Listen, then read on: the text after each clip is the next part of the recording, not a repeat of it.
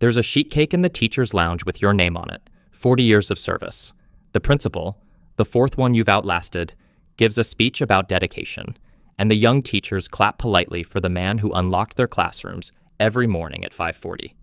They chipped in for a gift, a $150 gas card, collected in an envelope, because everyone knows janitors retire on fumes and Social Security. You thank them. You mean it. The cake is vanilla. And not one person in that room, not the principal, not the office staff, not Mrs. Alvarez, who's known you since 1997, has any idea that the man holding the mop closet keys is walking out of this building with $2.3 million. This is the story of how you did it. It starts in 1986 with a bucket, a paycheck of $19,000 a year, and a librarian who handed you the wrong book. You're 24. The job posting said custodian, your father said honest work, and the school smells like floor wax and pencil shavings. Tuesday nights, you clean the library last because it's quiet, and Mrs. Chen, the librarian, leaves the radio on for you. One night, there's a book left on the return cart, some investing book with a boring cover. You read the first chapter standing up, leaning on the mop. The idea inside is offensively simple. Buy a piece of every big company in America. Keep buying, never sell, let time do the heavy lifting. You make $19,000 a year. Everyone knows the market is for men in suits. But the book says the market doesn't check what you wear to work. That Friday, you fill out the paperwork for the district's retirement plan, and you add something extra. $75 a month, automatic, into an index fund. $75, the price of not eating out. Nobody notices. Nobody ever notices. That becomes the whole strategy. The 90s are when nothing happens, which is exactly what's supposed to happen. You fix boilers, you wax gym floors, you get small raises and give half of each raise to the account before you can meet it. $75 becomes $150, becomes $250 a month. The balance crawls. $8,000, $19,000, $31,000. Your brother-in-law laughs at your coffee can money.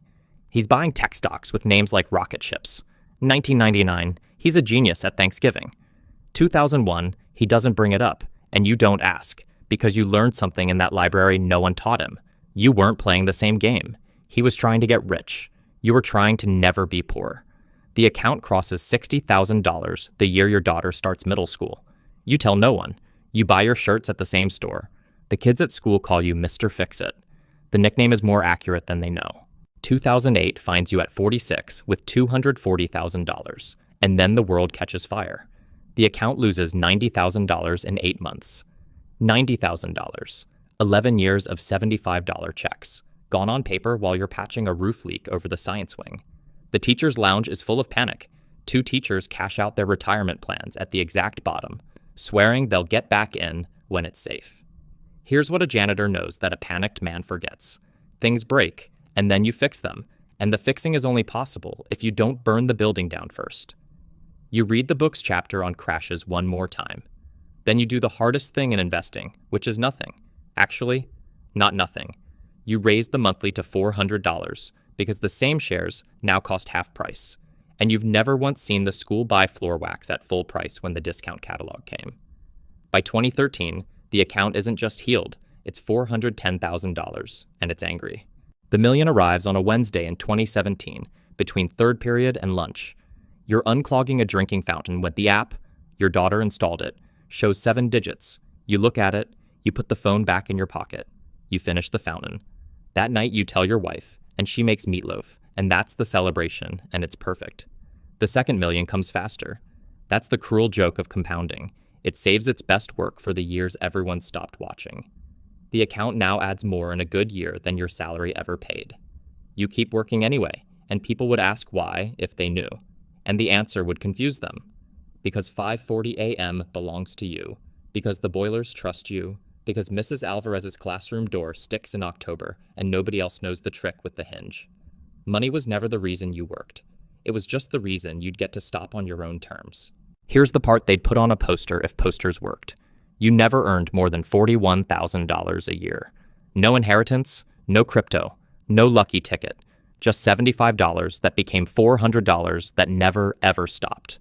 480 consecutive months of automatic deposits through 4 presidents, 3 recessions, 2 wars, and 1 brother-in-law's yacht phase. The market's average did the rest, and the market's average is available to everyone, which is the punchline nobody laughs at. The strategy was public the whole time. It was in a library book, on a return cart. The suits needed the market to be complicated. The janitor just needed it to be open on Fridays. Discipline looks like poverty from the outside. That confusion was the best financial privacy money couldn't buy. The party ends at 3:30. You rinse the cake knife yourself, force of habit. Then you take the long way out, through the gym you waxed 400 times, past the library where Mrs. Chen's radio used to play, and you leave the mop closet keys on the principal's desk with a sticky note about the science wing roof. In the parking lot, the gas card is in your shirt pocket, and you'll use every dollar of it, because $150 is $150. That arithmetic never retired. You start the old sedan. It starts like always. Tomorrow there's no alarm, and a portfolio quietly clocking in without you, and a granddaughter who thinks you know everything about fixing things. She's close. You knew one thing, really. You knew that small, boring, and relentless beats, loud, brilliant, and occasional. Every 40 years, without exception. You pull out of the lot. The building doesn't watch you go. The floors shine anyway.